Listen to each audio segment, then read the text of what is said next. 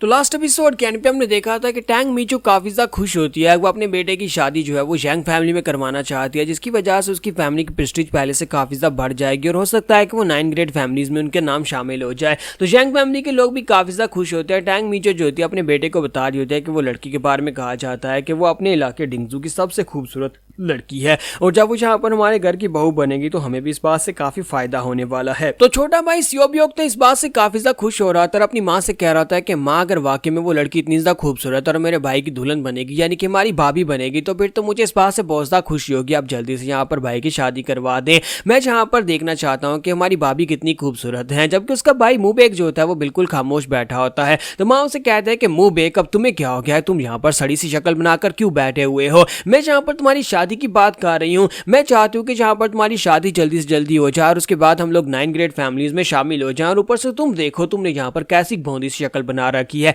यहाँ तक कि तुम अपने होने वाले ससुर के सामने भी इसी तरह का लटका हुआ चेहरा लेकर बैठे हुए थे। तो मुंहबैग उसे कहता है कि मदर मैं खुश हूँ लेकिन मैं बस यहाँ पर कुछ सोच रहा हूँ। तो मदर उसे कहते हैं कि सोचने का काम तुम्हारा नहीं है, मैंने यहाँ पर वारियोंग मैनर को पिछले 20 साल से संभाला है। तुम्हारे बाप के मरने के बाद मैंने यहाँ पर वारियोंग मैनर को संभाला और मैं यहाँ पर दोबारा से ये सब कुछ करूंगी। अब यहाँ पर इन फालतू की बातों के ऊपर फोकस करना बंद करो, चुपचाप अपनी शादी के ऊपर फोकस करो। तुम्हें शादी करनी है, अपना घर बसाना और फैमिली का पैट्रियार्च बनना है, बाकी सब कुछ तो मैं खुद ही संभाल लूंगी। बाकी यार एक चीज को हम लोग यहाँ पर डिले कर सकते हैं, फिलहाल के लिए वारियोंग मैनर का फ्यूचर बहुत ज्यादा जरूरी है। तो मुंहबैग उसे कहता है कि मदर ठीक है, पहले भी कभी तुमने मेरी बात सुनी है, जो आज मेरी बात सुनो कि शायद यहाँ पर मुंहबैग किसी और को पसंद करता है, शायद वो जियोन हाई को पसंद करता है, लेकिन यहाँ पर फिलहाल के लिए अपनी माँ को बता नहीं रहा। तो उसकी माँ उसे कहती है क्या बकवास कर रहे हो, तुम्हारे बाप के मरने के बाद मैंने हर एक चीज तुम्हारे लिए तो की है मेरे बच्चे। तुम यहाँ पर ये कह रहे हो कि तुम्हारी राय इंपॉर्टेंट नहीं है या फिर मैंने कभी तुम्हारी बात नहीं मानी, लेकिन मैं हमेशा तुम लोगों के लिए सब कुछ करती रही हूँ। फिर साथ ही वो सियोबेक से कहते हैं कि सियोबेक सियोलजू कहाँ पर है, वो आजकल मुझे दिखाई क्यों नहीं देती,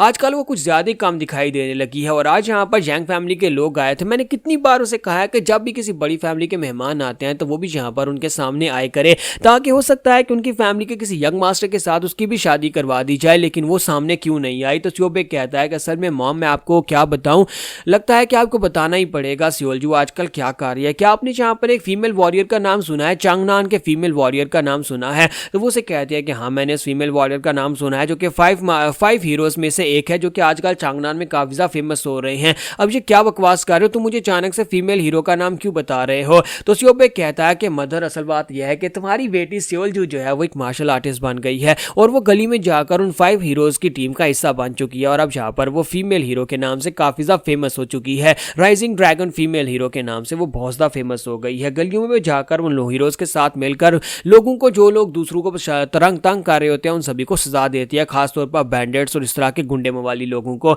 तो माँ ये बात सुनती बहुत ज्यादा गुस्सा हो जाती है और कहती है कि बकवास बंद करो, मुझे सारी की सारी बात बताओ, तुम यहाँ पर कहना क्या चाहते हो, सियोलजू क्या कार्य कहाँ पर है। इसके साथ ही हमारा सियोबेक कहता है कि माँ असल में इसकी शुरुआत हुई थी ग्रीन फॉरेस्ट की वजह से। ग्रीन फॉरेस्ट की बैंडेट्स जो है वो यहाँ पर आजकल कुछ ज्यादा रैम्पेट होते जा रहे हैं। तुम्हें पता है कि 5 पीक स्ट्रॉन्ग होल्ड के ऊपर जब 10 हीरोज का नाम काफी ज्यादा बढ़ गया तो उसके बाद से 5 पीक स्ट्रॉन्ग होल्ड के जितने भी बाकी के स्ट्रॉन्ग होल्ड हैं उन सभी के बैंडेट्स के हौसले कुछ ज्यादा ही बढ़ गए हैं, जिसकी वजह से यहाँ पर चोरी चुकारी बहुत ज्यादा बढ़ चुकी है। यहाँ तक कि गलियों के अंदर वो लोग आकर दुकानों से टैक्स मांगना शुरू कर दिया है, यहाँ तक कि जहाँ पर आकर गलियों के अंदर भी उन्होंने लूटना शुरू कर दिया, जिसकी वजह से सिचुएशन काफी ज्यादा खराब हो गई थी। गलियों के अंदर लोग बुरी तरह से तंग आ गए थे। तो यहीं पर वो एक सीन भी दिखाता है जहाँ पर एक गुंडा जो होता है वो आता है और आकर एक दुकान वाले को पीट रहा था और उसे कहता है कि तुम्हें यहाँ पर इस हफ्ते टैक्स नहीं दिया, जबकि दुकान वाला उनसे कहता है कि सर प्लीज मैंने पिछले हफ्ते पूरा टैक्स दिया था और इस हफ्ते मैं टैक्स नहीं दे पाऊंगा क्योंकि इस हफ्ते मेरा काम बहुत ज्यादा मंदा था, इसी वजह से मैं इतनी कमाई नहीं कर पा, और अगर आपको टैक्स दे दिया तो फिर मेरे बच्चे भूखे मर जाएंगे, इसलिए प्लीज यहाँ पर इस हफ्ते टैक्स मत लें, अगले हफ्ते डबल ले लीजिएगा। लेकिन वो गुंडा उसे कहता है कि तुम्हें क्या लगता है कि हम लोग यहाँ पर कोई चिल्लर इकट्ठे करने के लिए आए हैं,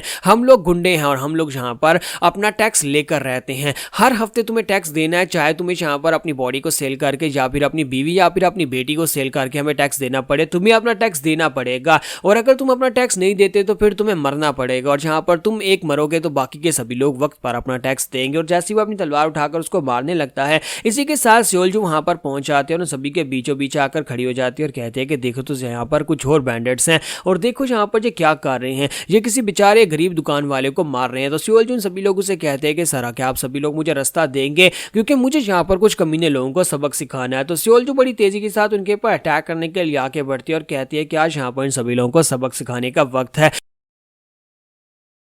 और इसी तरह जब सियोलजू जहाँ पर सब उनके सामने अपीयर होती है तो 5 हीरोज जो है उनका जहाँ पर नाम शुरू हो जाता है, यानी कि 5 हीरोज जो थे वो फेमस होना शुरू हो जाते हैं। तो सियोलजू सबसे पहले आकर उस गुंडे के ऊपर अटैक करती है और कहते हैं कि तुम तो बहुत ज्यादा कमजोर निकले और एक इतने कमजोर इंसान होकर तुम यहाँ पर दूसरे लोगों को मारने के लिए यहाँ पर चले आए हो और तुम यहाँ पर आकर शोर मचा रहे हो। हमारी सियोलजू जो है यहाँ पर 5 हीरोज में से चौथे नंबर पर है सियोलजू, यानी कि राइजिंग ड्रैगन फिनिक्स के नाम से। तो इसी के साथ ही वो जो होती है वहां पर उसके मारने के बाद बाकी के सभी गुंडे जो होते हैं वो कहते हैं कि इस कमीने की हिम्मत कैसे भी यहाँ पर हमारे बंदे के ऊपर अटैक करने की, हम इसे बिल्कुल भी नहीं छोड़ेंगे। और सभी लोग जो होते हैं उसके ऊपर अटैक करने के लिए आगे बढ़ते हैं, जबकि हमारे सियोलजू उनसे कहते हैं कि क्या हो गया तुम सभी लोग तो यहाँ पर मुझे गालियां देना शुरू कर दी, इतनी खूबसूरत लड़की को कौन गालियां देता है, अगर तुम सभी लोग मरना ही चाहते तो फिर आ जाओ, वैसे तुम उन्हें से एक के मार पड़ने पर बाकी सभी लोगों को यहाँ से भाग जाना चाहिए था। चलो मैं तुम्हें अपने बारे में बताती हूँ, मेरा नाम योन सियोलजू है और मैं लोयांग की 5 हीरोज में से एक हूँ। तो यहाँ पर उन गुंडों के साथ काफी सारे लोग थे जो कि बाकी की दुकानों से भी टैक्स वसूली कर रहे थे। वो सारे के सारे इकट्ठे होकर सियोलजू के सामने आकर खड़े हो जाते हैं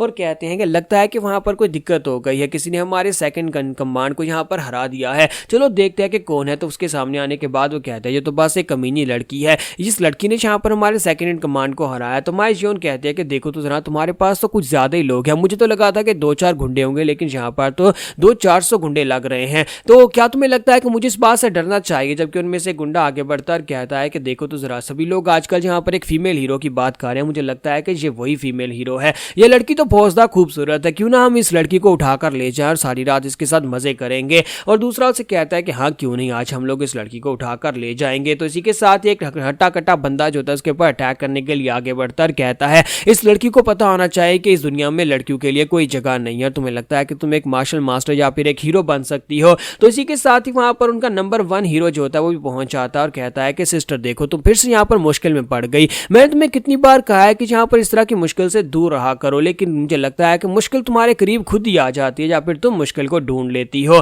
तो सियोलजू से कहते हैं कि सीनियर ब्रदर मुझे लगता है कि यहाँ पर इसी में तो मजा है, हम लोग इसीलिए तो यहाँ पर 5 हीरोज बने थे। जबकि वो हट्टा कट्टा बंदा जो होता है उसके ऊपर अटैक करने के लिए आगे बढ़ रहा था और उसे कहता है कि यार तुम कौन हो। तो वो हीरो जो होता है बड़ी तेजी के साथ एक फ्लैश के साथ अपनी तलवार को घुमाकर उसके ऊपर अटैक करके आगे गुजर जाता है, उसका एक बाजू काट देता है। ये देखने के बाद बाकी के सभी लोग काफी हैरान हो जाते हैं। तो वो लड़का जो होता है वो यहाँ पर लोयांग के 5 हीरोज में से पहला हीरो होता है और इस हीरो का नाम जो होता है हांग डोंग जियोब होता है और ये 8 इमोर्टल सेक्टर से होता है। जैसे वहां पर उसका बाजू करता है तो बाकी के गुंडे अब यहाँ पर उसके ऊपर अटैक करने के लिए आगे बढ़ते हैं। जब वो वैंग डोंग के ऊपर अटैक करने के लिए आगे बढ़ रहे होते हैं इसी के साथ ही वहां पर एक और लड़का पीछे से निकल आता है और उनसे कहता है क्या तुम्हें लगता है कि 5 हीरोज में सिर्फ और सिर्फ यहाँ पर एक ही हीरो है, यानी कि यहाँ पर सिर्फ एक लड़की और एक लड़का ही होगा। और इसी के साथ एक और लड़की वहां पर निकल आती है और कहती है कि सियोलजू यहाँ पर लेट होगी तो मुझे इसी वक्त शक पड़ गया था वो किसी मुसीबत में होगी। तो अब जहाँ पर ये दोनों जो होते हैं वो भी उनके ऊपर अटैक करना शुरू कर देते हैं। तो लड़का जो होता है ये सेकंड होता है और उसका नाम जो होता है